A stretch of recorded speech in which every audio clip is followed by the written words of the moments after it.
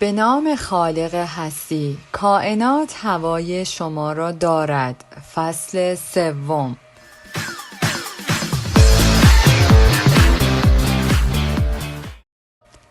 قبل از اینکه خواندن کتاب را آغاز کنم، لطفاً ما رو لایک و به دوستان خود معرفی کنید. شما همواره در حال هدایت هستید، حتی زمانی که اینطور به نظر نمی رسد. همچنان که به سفر خود ادامه می دهید، این نکته را به خاطر بسپارید که کائنات به منزله یک کلاس درس و آدمهای آن نیز به منزله آزمونهای شما هستند.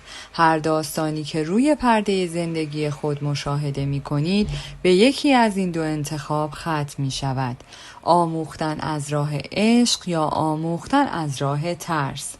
هر لحظه از زندگی در واقع موقعیتی الهی است تا در آن تصمیم بگیرید که می‌خواهید درمان شوید و یا در بند گذشته خود باقی بمانید. اگر شما با شوق به درمان تصمیم بگیرید که آزمون کائنات را به انجام برسانید، معجزات زیادی برای شما رقم خواهند خورد. اما اگر نسبت به این آزمون از خود رغبتی نشان ندهید، موقعیت‌هایی را تجربه می‌کنید که هیچ نفعی برای شما نخواهند داشت.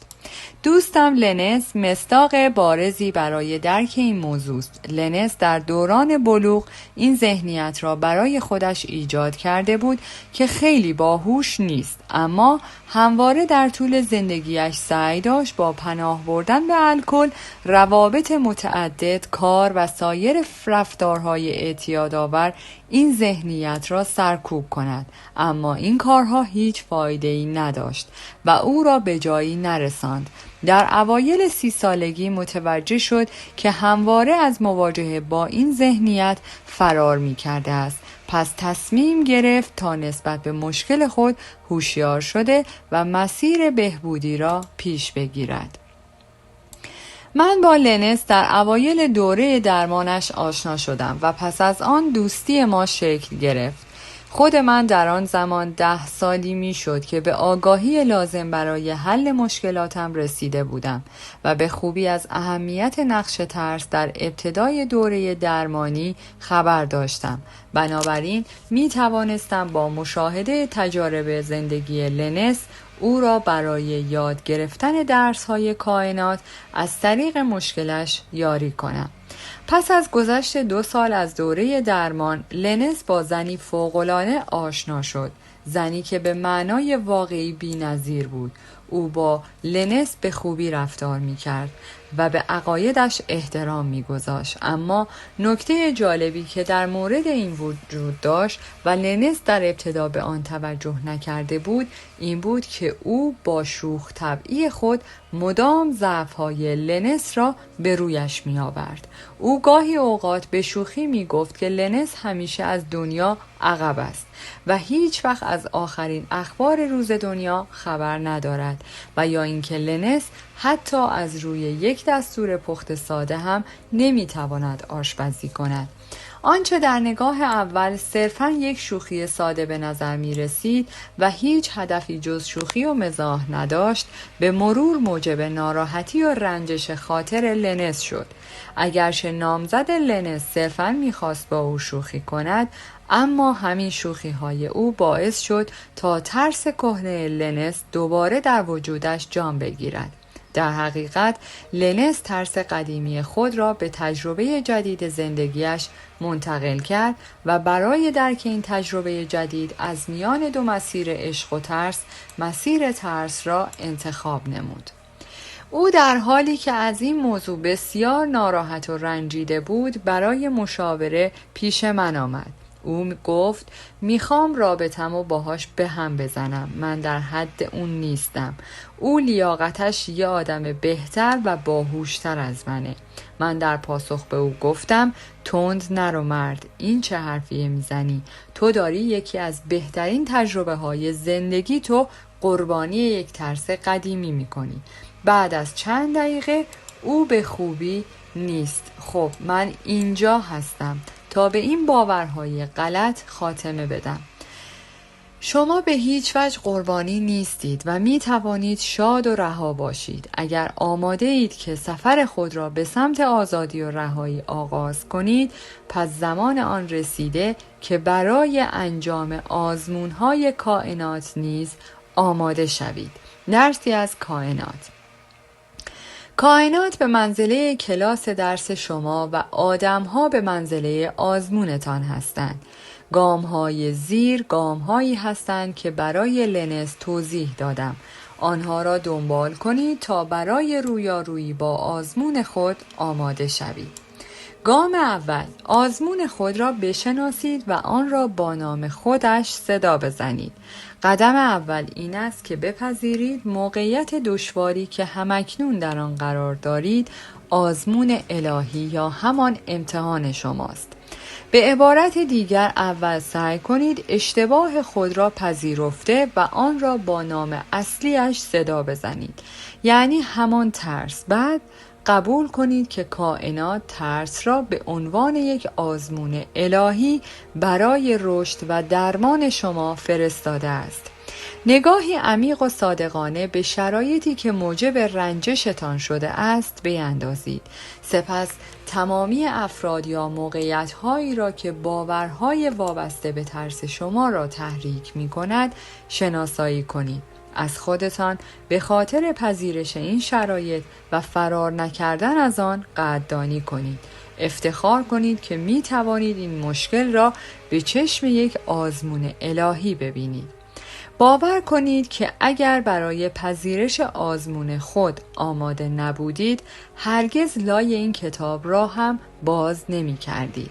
با انتخاب چنین کتابی برای مطالعه، شما ناخودآگاه قراردادی مقدس را امضا کرده اید که به شما میگوید برای بزرگ شدن، درمان یافتن و رهایی آماده هستید. گام دوم، قبول کنید که هیچ راهی برای فرار از آزمون وجود ندارد.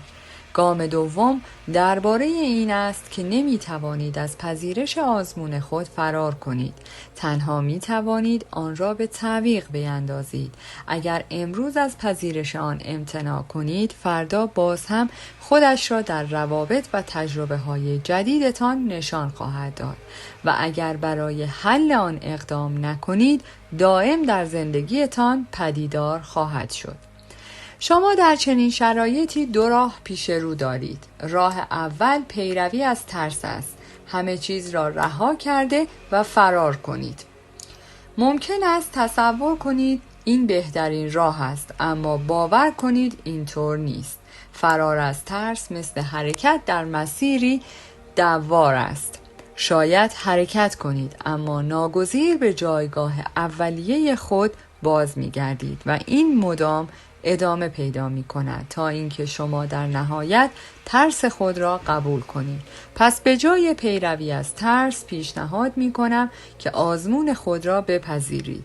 یک بار برای همیشه آن را حل کنید و ایمان داشته باشید که کائنات هیچگاه کاری را که توان انجامش را ندارید به شما نمی سپارد. گام سوم، احساسات خود را محترم بشمارید. در راستای کسب آمادگی جهت رویارویی با آزمون الهی باید درد را با اشتیاق حس کنید تا بتوانید از بند گذشته خود رهایی یابید. بسیاری از مردم در طول مسیر معنوی خود انجام این گام را نادیده می‌گیرند. اقرار به ترس یا تلاش برای از بین بردن آن کار ساده است، اما تمام تجربه های ما از خشم، نفرت و ترس در عمق وجودمان پنهان شده اند و ما متوجه آنها نمی شویم. تمرین رهایی از رنج‌های طولانی مدت زمانی آغاز می شود که شما از عصبانیت و نفرت درون خود اغراق کنید. در فصل دوم ما داستان‌هایی را که روی پرده زندگیتان به نمایش گذاشته بودند بررسی کردیم. حال زمانی را صرف ارج نهادن به احساساتی کنید که از آن داستان‌ها نشأت می‌گیرند. در پس تمام ادراکات و همالود شما زخم‌های عمیق و پنهان وجود دارند که شما همواره به خاطر ترس خود از درک مجددشان آنها را نادیده می‌گرفتید. به جای آنکه ترس خود را نشان دهید، آن را در افراد، شرایط و حتی جسم خود به نمایش می‌گذاشتید. این بخش وحشت زده از ذهن شما هر کاری می کند تا درد را احساس نکنید، زیرا لحظه ای که شما به لمس مجدد درد اقدام می کنید در واقع لحظه است که برای درمان آن مصمم شده اید. ما به ترس هایمان خو گرفته ایم. تصور می کنیم با نادیده گرفتن ترس هایمان مشکلی نخواهیم داشت، اما حقیقت این است که هرچه را سرکوب کنیم از بین نخواهد رفت و همچنان باقی خواهد ماند. حال مهم نیست که چقدر برای سرکوب آن تلاش کرده باشیم. شاید مواجه با زخم‌های عمیق زندگیمان ترسناک به نظر برسند، اما همیشه در پس هر سختی آزادی و رهایی قرار دارد. وقتی سرعت پیمودن مسیرتان را کاهش داده و از لحاظ معنوی برای دریافت هدایت الهی آماده می‌شوید، نسبت به شیوه‌های مختلف مقاومت در برابر درمان هم آگاه‌تر می‌گردید.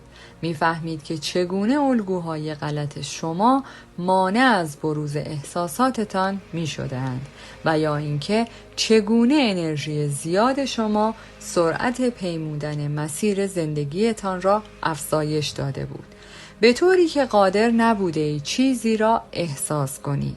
همه این رفتارها نمونه از مقاومت ناخودآگاه شما در برابر درد است.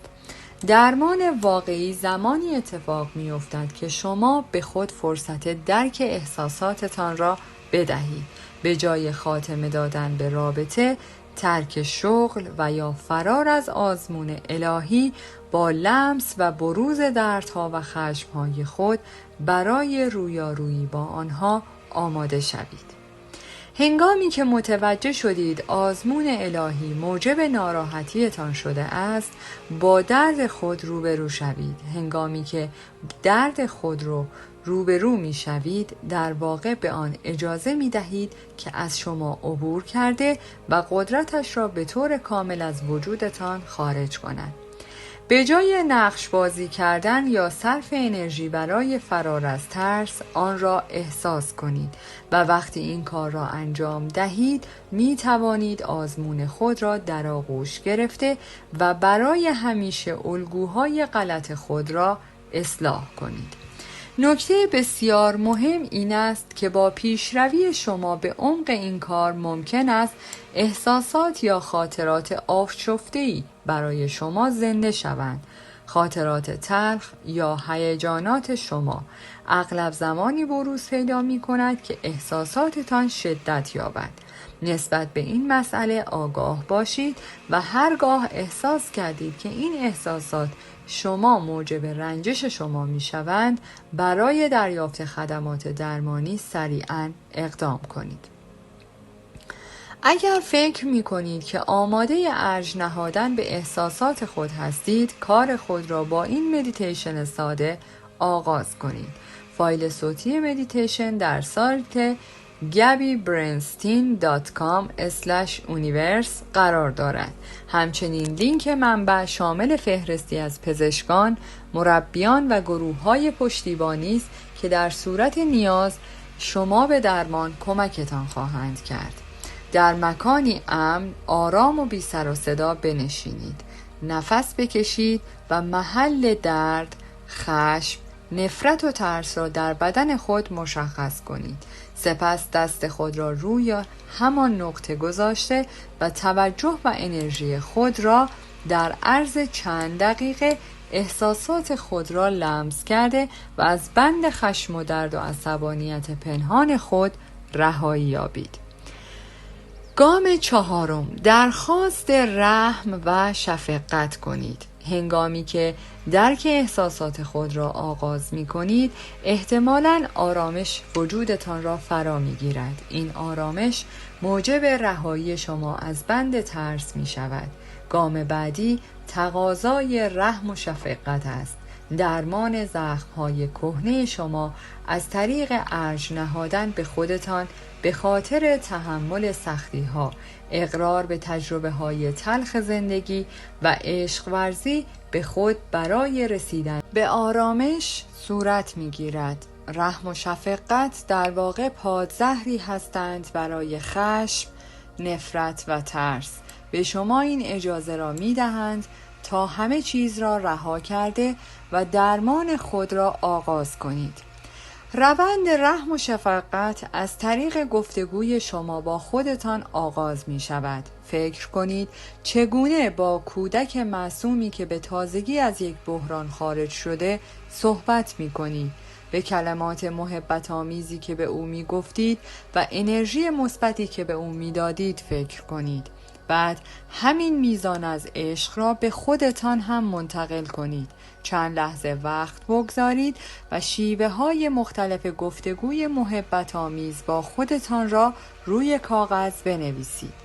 به طور مثال وقتی متوجه می شوم که در درک یکی از درس های کائنات دچار مشکل شده ام، اجازه می دهم تا خشم و عصبانیت به سراغم بیاید.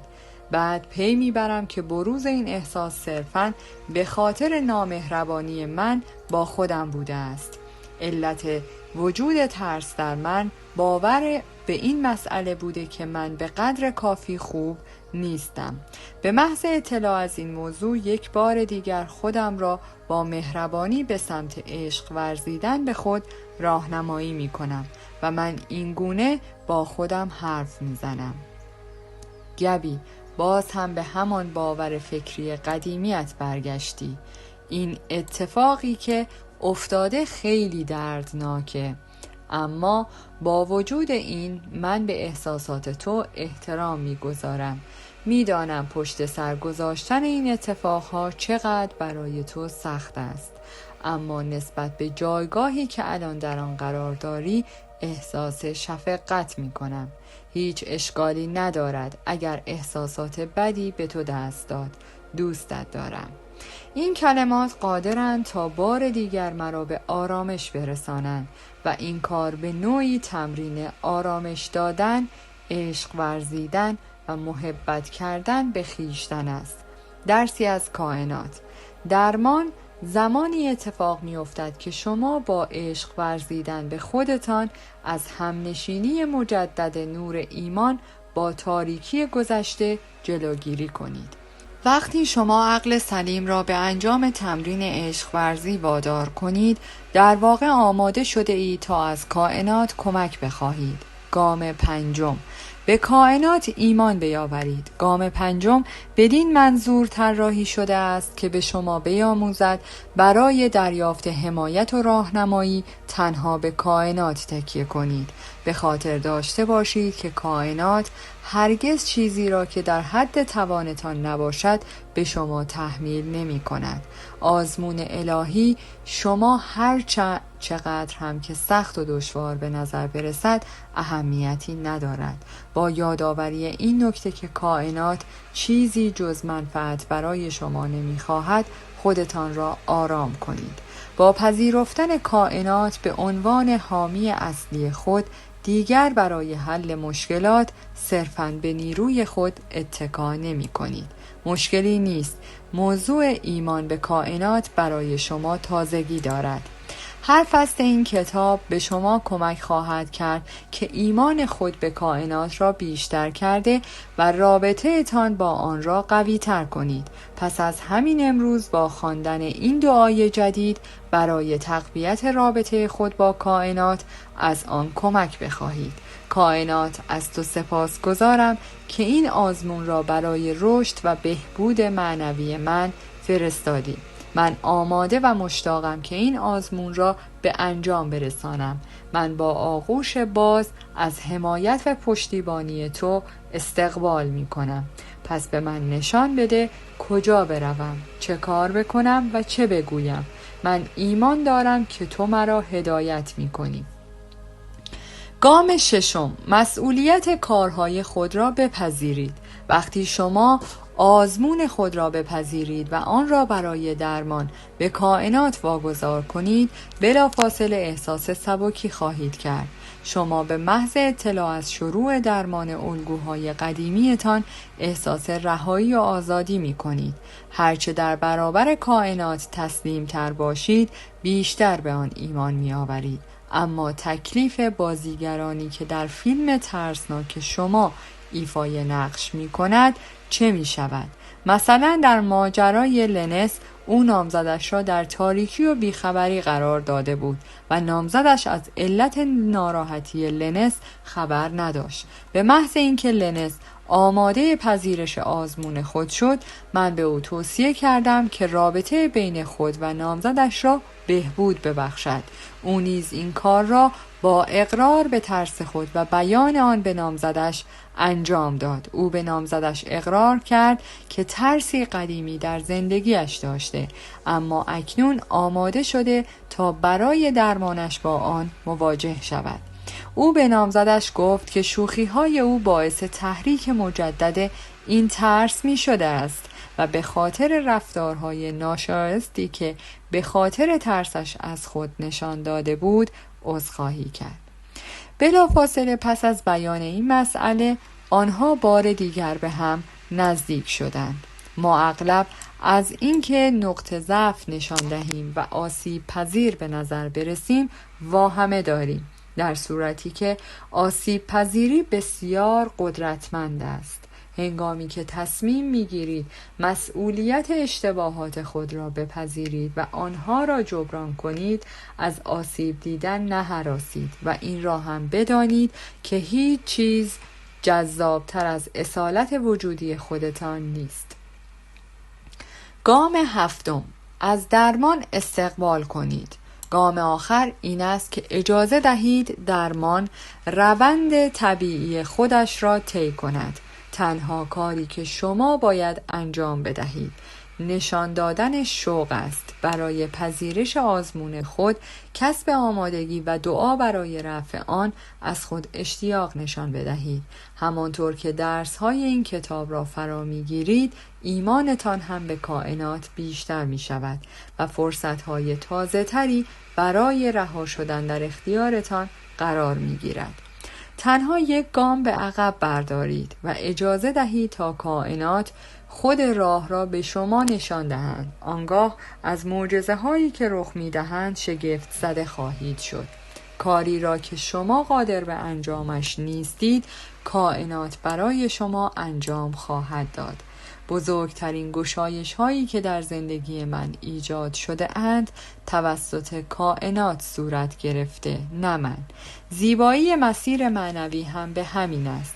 وقتی شما تسلیم کائنات می شوید و کار خود را به او واگذار می کنید، گشایش و درمان واقعی برای شما رقم می خورد.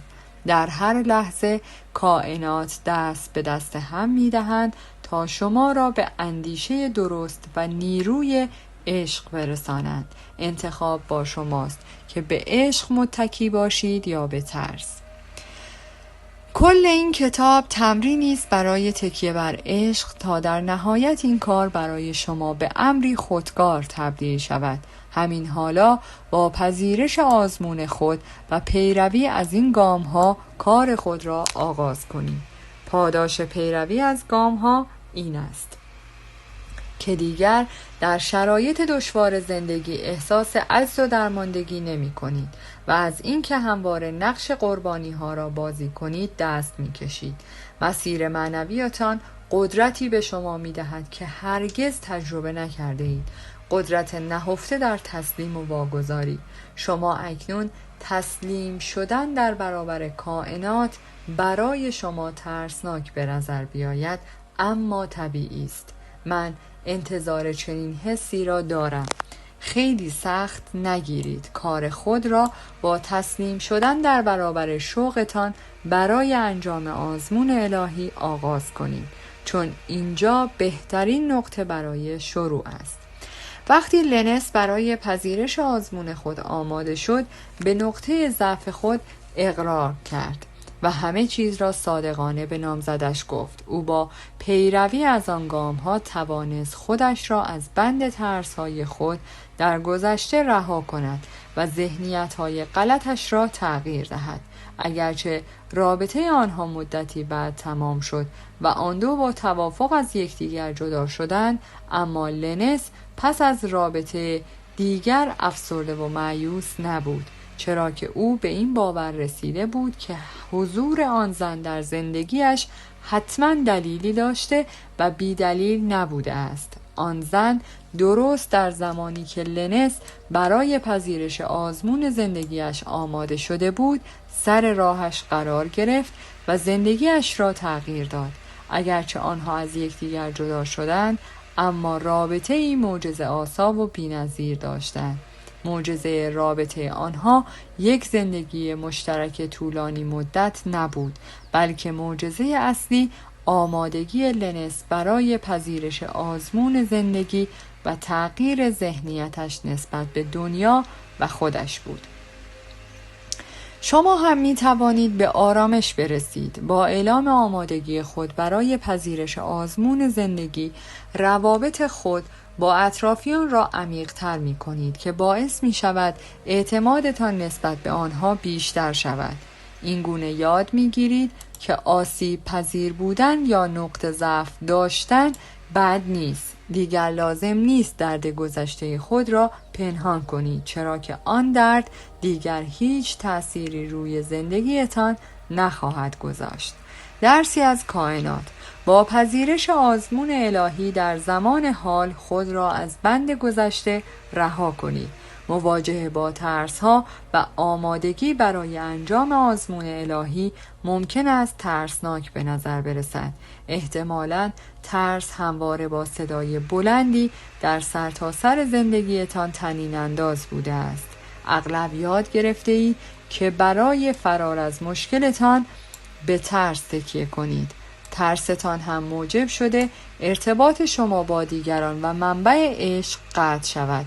این روند ممکن است بروز احساسات ناخوشایند فراوانی را در وجودتان رقم بزند. از این احساسات استقبال کنید. یک بهبودی کامل و بی کم و کاست حضوری کامل را هم می طلبد. دل به دریا بزنید و به این فرایند اعتماد کنید. می توانم شهادت بدهم که بلافاصله پس از پذیرش آزمون خود به آرامش و رهایی می رسید. بزرگترین تجربه های من از درمان، بهبودی و رشد معنوی حاصل اشتیاق من برای پذیرش آزمون هایم بوده است. اگر هنوز برای رویارویی با آزمون خود آماده نیستید، ایرادی ندارد. هر کجای کتاب که بودید می توانید به این فصل برگشته و این مسیر را دنبال کنید. آمادگی شما برای خلق این تغییر بزرگ لازم و ضروری است. بیایید برای انجام آزمون الهیتان بار دیگر گام‌های زیرا با یکدیگر مرور کنیم. آزمون خود را شناسایی کرده و آن را با نام خودش صدا بزنید. ترس. بپذیرید که هیچ راهی برای فرار از این آزمون وجود ندارد و نسبت به پذیرش آن از خود اشتیاق نشان دهید. آمادگیتان برای این کار راه را برای پذیرش شما هموار خواهد کرد. احساسات نهفته در پس مشکلات خود را لمس کنید. برای هموار شدن مسیر طلب رحم و شفقت کنید. از کائنات کمک بخواهید و بر قدرتی فراتر از قدرت خود متکی باشید. مسئولیت خطاهای خود را بر عهده بگیرید و نقش خود را در شکلگیری شرایط فعلی بپذیرید. از بهبودی استقبال کنید و منتظر وقوع معجزه باشید. در فصل 4 من به شما به طرف گام بعدی تسلیم شدن در برابر کائنات هدایت می کنم. به شما کمک می کنم تا بفهمید چگونه تصاویر ذهنی، افکار و ذهنیت های شما روی انرژیتان تأثیر می گذارند. و شما را برای تقویت حضور فعالتان راهنمایی می‌کنم. پذیرای مطالب تازه باشید و از تک تک گام هایی که در طول این سفر زیبا بیان می شوند بهره مند شوید. در پایان از شما دوستان عزیزم می خواهم برای حمایت بیشتر ما کانال ما را به دوستان خود معرفی کنید. برای انرژی بیشتر ما رو لایک کنید و برای ادامه پرقدرت‌تر سابسکرایب. تا درودی دیگر، درود و 200 بدرود.